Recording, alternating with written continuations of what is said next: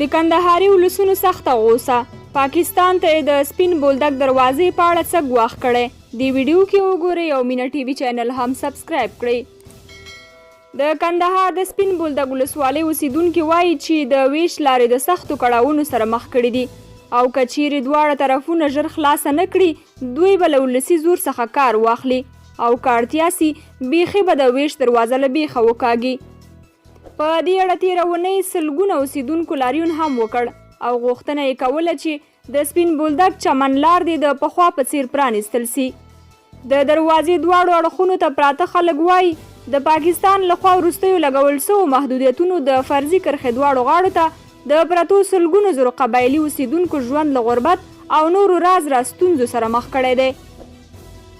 پر ډیورنډ کرښه د پرتو 15 ولسوالیو د قومي شوراګانو مشر محمد داود افغان وربند ونیزې ته وویل چې په لاریون کې د دغو ولسوالیو زرګونه اوسیدونکو ګډون کړی و او د پاکستان لخوا یې د سپین بولدک چمن لارې د بندېدو غندنه وکړه.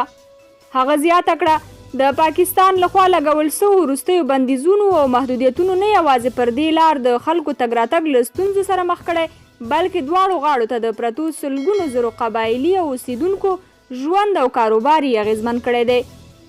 دی وایي پاکستان په دې وروستیو کې د لارې د بندېدو ترڅنګ نوی محدودیت وضع کړی دی چې خلک دې پر دې لار په پاسپورټ او ویزې تګ راتګ کوي.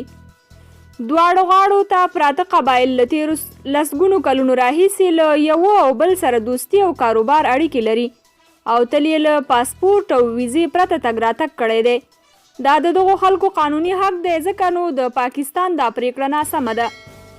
داود افغان غوښتنه کوي چې د سپین بولدک چمن لار دې د پخوا په څیر پرانیستل سي او وضع سوي محدودیتونه او بندیزونه دې لرې سي.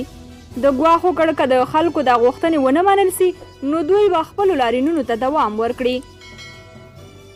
قدرمنو کتونکو تاسې د پاکستان له لوري د لارو د بندېدو په اړه څه نظریات ورکوي او همدارنګه نن د کندهار د ولسونو د دغه پاڅون او همدارنګه د دغو غوښتنو په اړه څه نظریات لرئ؟ خپل نظرونه مو کمنټ کې ولیکئ او د نورو ویډیوګانو لپاره مینه یوټیوب چینل ضرور سبسکرایب کړئ.